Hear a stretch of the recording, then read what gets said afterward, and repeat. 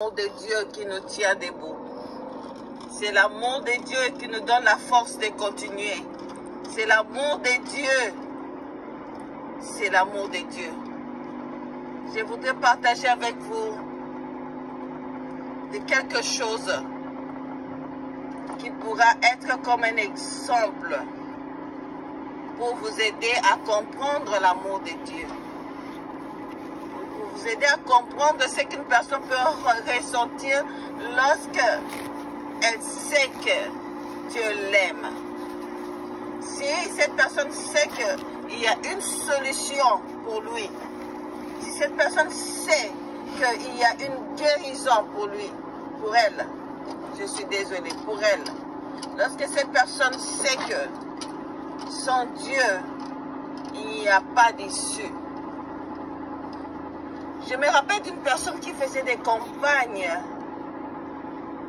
de sensibilisation contre le VIH.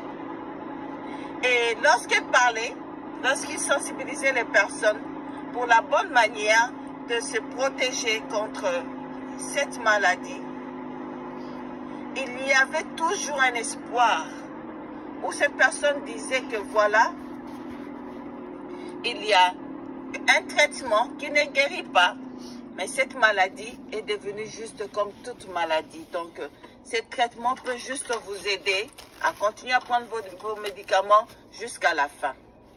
Alors, lorsque cette personne demandait aux gens de se faire dépister, c'est-à-dire d'aller faire des tests pour savoir s'ils avaient cette maladie ou pas, tout le monde était à la ligne parce qu'ils voulaient savoir. Et pourquoi? Parce qu'ils pensaient qu'il y avait aussi une solution. C'est-à-dire que dès que cette personne est trouvée avec le VIH, donc il y a une solution qui pourra faire que cette personne ne puisse pas mourir directement, mais continuer à vivre en prenant les médicaments. Et aujourd'hui, cette maladie est maintenant minimisée. Elle n'a plus d'impact comme c'était il y a cela plusieurs années. Alors, aujourd'hui, je voudrais vous dire qu'il y a une solution dans votre vie. L'amour de Dieu. Cet amour est plus que le dépistage d'aucune maladie, de n'importe quelle maladie, de n'importe quel traitement qu'on peut vous donner.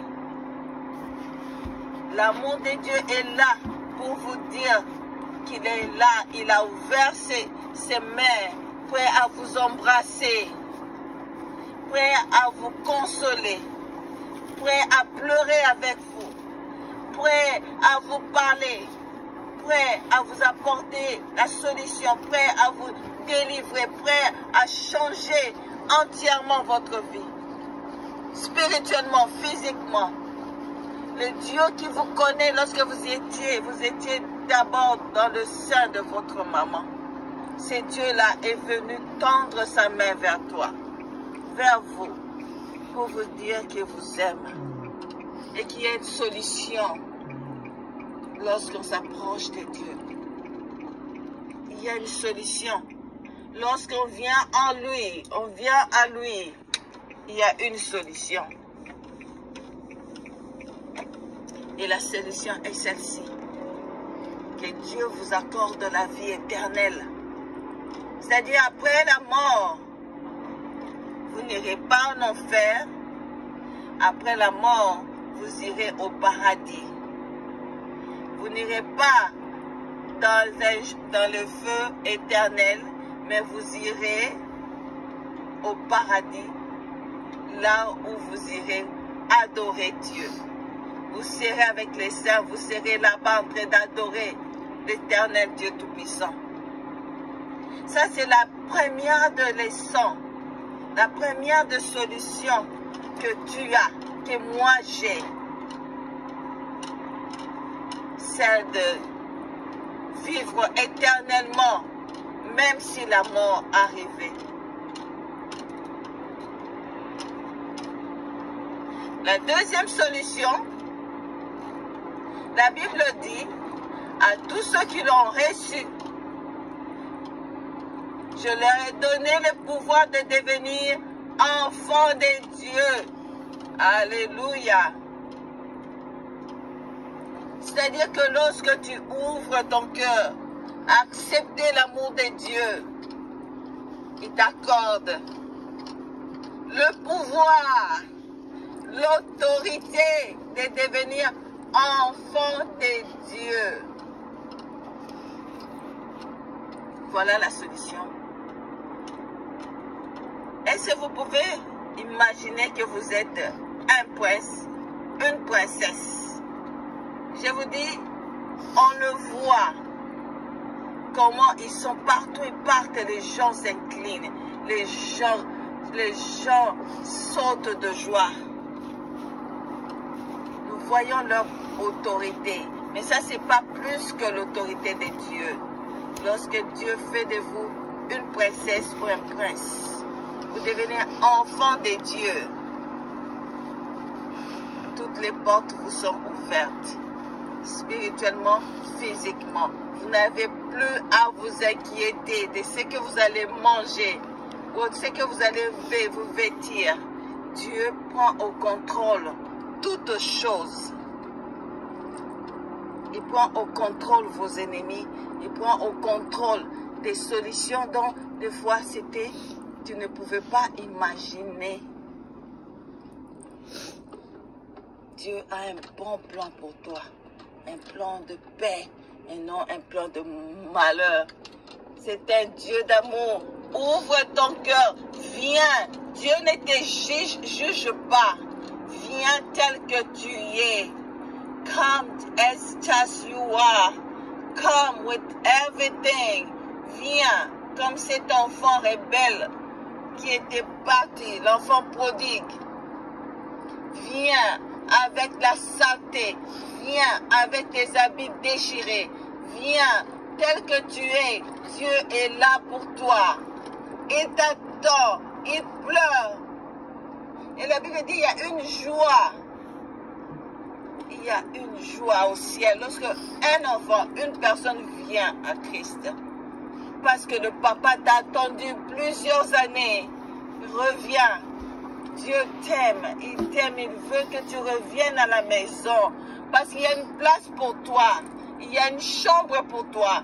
Il y a une maison qui t'attend. Il y a des serviteurs qui sont là pour toi.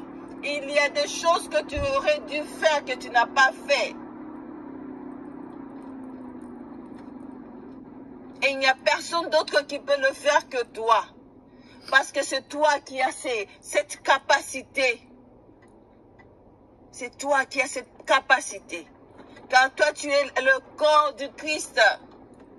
Alors, est-ce que tu peux imaginer lorsque la main est partie ou bien la main est paralysée? En tout cas, l'autre main qui va rester ne pourra rien faire, ne pourra faire que ce qu'elle peut. Mais la place de ses bras, la place de cette jambe manque. Mais lorsqu'elle revient, ce membre fera des choses que les autres membres ne pourront pas faire. Tu peux imaginer une personne qui est muette, qui ne parle pas. C'est-à-dire que les membres sont là, mais lui ne parle pas ou elle ne parle pas. Je suis désolée. Mais si, par miracle, une personne vient imposer la main sur elle et que cette personne recommence à parler, dis-moi ce qui va se passer. Excusez-moi. Parce qu'en étant muette, cette personne utilisait le toucher, la vue, l'odorat, l'ouïe, pour faire certaines choses, pour sentir, mais parce qu'elle ne parlait pas, il y avait des choses qu'on ne pouvait pas comprendre. Même si cette personne pouvait écrire, même si cette personne pouvait faire des choses, mais les jours où cette personne pourra être guérie et reprendre